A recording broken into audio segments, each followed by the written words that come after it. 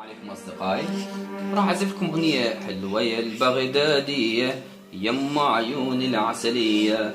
هاي الأغنية قبل أيام عزفها العضو محمد العراق أبو آية، عزفها كلش حلو عاشيده مع إيقاع غربي، مع العلم هو إيقاع مقسوم. المهم يعني ذاكر أكثر من مرة بأن اللي عنده جهاز غربي يحاول يرهم في الإيقاع للأغنية اللي يريدها، يلعب بالتيمبو مالته، يا أما يسرع الإيقاع أو يقلل الإيقاع.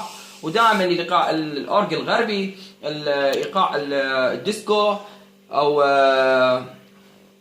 البازنوفا، ذن الإيقاعيات ترهم على أغاني الشرقية، فيحاول يمشي أموره. نجي نسولف على هذا السالفة البيتش هذا. أشوف المبتدئ أنا بعد ما متعلم يظل يلعب هذه، هذا شو عليك بيه؟ أنت تعطل روحيتك بالعزف وبعدين تعلم، لما تصير محترف روح على هذا تعلم بيه. والله أنا ما أدري ليش هذا مخليه، ما أعرف أنا هذا أصلا ما أوصل له. أحاول أطلع البيتش مالتي بصابعي، ليش أروح لهذا؟ نجي نعزف الأغنية إيقاعها مقسوم، وهي أتصور نهاوند